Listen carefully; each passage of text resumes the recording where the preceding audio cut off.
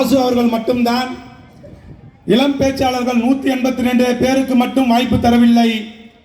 ஏற்கனவே இருக்கும் பேச்சாளர்களும் வருத்தப்படக்கூடாது என்று 182 + 182 364 பேச்சாளருக்கும் வாய்ப்பு கொடுத்த ஒரே அமைச்சர் மனிதநேயமிக்க அண்ணன் மாசு அவர்கள் மட்டும்தான். ஒவ்வொரு பேச்சாளருடைய மனநிலையை அவர் நன்றாக அறிந்து வைத்திருக்கிறார். அப்படி இந்த கூட்டம் நடக்குவதற்கு மிக முக்கியமான காரணம் தலைமை கழகத்தின் சொற்பொழிவாளர் அண்ணன் தக்கோலம் தேவபாலன் அவர்கள். அண்ணன் தக்கோலம் தேவபாலன் அவர்களுக்கு நன்றியை கூறி மக்களை தன் வீட்டுக்கு அழைத்து நலத்திட்டங்களை கொடுத்து போட்டோவுக்கு போஸ் கொடுக்கும் நடிகர்களுக்கு மத்தியிலே மக்களை தேடி மக்கள் இருக்கும் இடத்திற்கே நலத்திட்ட உதவிகளை அடைக்கும் திராவிட முன்னேற்ற கழகம் தான் தமிழ்நாட்டு மக்களுக்கு என்றைக்கும் தொடர்ந்து விடியல் தந்து கொண்டிருக்கிறது என்பதை தெரிவித்து 1949ஆம் ஆண்டு பேரறிஞர் பெருந்தகை அண்ணா அவர்களால் துவங்கப்பட்டு இன்றைக்கு பவள விழா ஆண்டிலே ஆட்சி பொறுப்பிலே இருக்கின்ற திராவிட முன்னேற்ற கழகம் 25 ஆண்டுகள் முடித்து பொன்விழாவிலும் திராவிட முன்னேற்ற கழகம் ஆட்சி பொறுப்பில் இருந்தது. 50 ஆண்டுகள் கழித்தும் திராவிட முன்னேற்ற கழகம் தான் ஆட்சியில் இருந்தது. இப்போது பவள விழா நடக்கும் 75வது ஆண்டிலும் திராவிட முன்னேற்ற கழகம் தான் ஆட்சியில் இருக்கிறது. 100 ஆண்டு காலம் திராவிட முன்னேற்ற கழகத்திலும் திராவிட முன்னேற்ற கழக ஆட்சி தான் நடக்கும். இன்றைக்கு மாண்புமிகு சின்னவர் உதயநிதி அவருடைய பிறந்தநாள் விழா. இந்தியாவிலே எத்தனையோ துணை முதலமைச்சர்கள் இருக்கலாம், ஆனால் பாசிச பாரதிய ஜனதாவை எதிர்க்கும் சனாதனத்தை வேரோடு அழிக்கும் ஒரே துணை முதலமைச்சர் அண்ணன் உதயநிதி அவர்கள்தான்.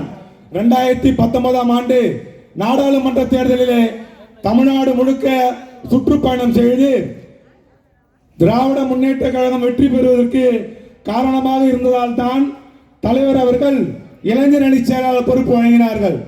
அதேபோல் நேற்றைக்கு முளைத்த காளான்கள் எல்லாம் திராவிட முன்னேற்ற கழகம் மன்னராட்சி நடத்தி கொண்டிருக்கிறது என்று தேவையில்லாத கருத்துக்களை கூறிக்கொண்டிருக்கிறார்கள்.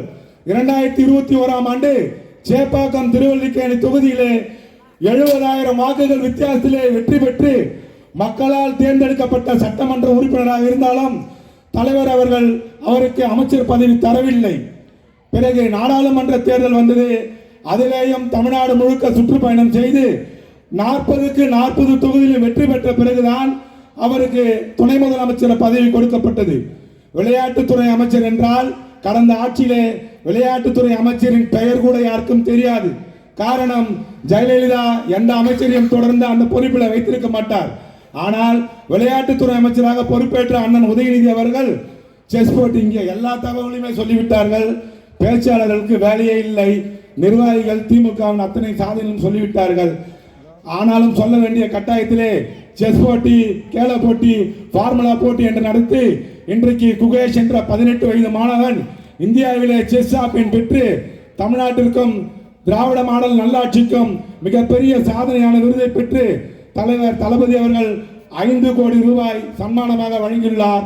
ஆனால் தொடர்ந்து நிதி வசூலித்து தமிழ்நாட்டை வஞ்சிக்கும் மத்திய அரசு அந்த 5 கோடி ரூபாய்க்கும் வரி வசூல் செய்து தொடர்ந்து தமிழ்நாட்டிற்கு நிதி வசூல் தராமல் வஞ்சித்துக் கொண்டிருக்கிறது. ஆகவே இந்த கூட்டத்தின் வாயிலாக நான் கேட்டுக்கொள்வது, நேற்றைக்கு முன்தினம் நேற்று நடந்த செயற்குழு கூட்டத்திலே 200க்கு 200 தொகுதியை நாம் வெற்றி பெற்றாக வேண்டும், முடிந்தால் 200 தொகுதிக்கு மேல் வெற்றி பெற வேண்டும் என்று தலைவர் அவர்கள் செயற்குழு கூட்டத்திலே கூறியுள்ளார்கள். ஆகையால் நடைபெறவுள்ள 2026 சட்டமன்ற தேர்தலிலே நீங்கள் எல்லாம் தொடர்ந்து திராவிட முன்னேற்ற கழகத்தை ஆதரித்து தலைவரின் கருத்தை வலுப்படுத்த வேண்டுமாய் உங்களை எல்லாம் கேட்டு அற்புதமான வாய்ப்பு வழங்கிய அண்ணன் மதி அவர்களுக்கும் வாய்ப்பை பெற்று தந்த அண்ணன் தக்கோலம் தேவபாலன் அவர்களுக்கும் நன்றியை கூறி விடைபெறுகிறேன். நன்றி, வணக்கம், வணக்கம்.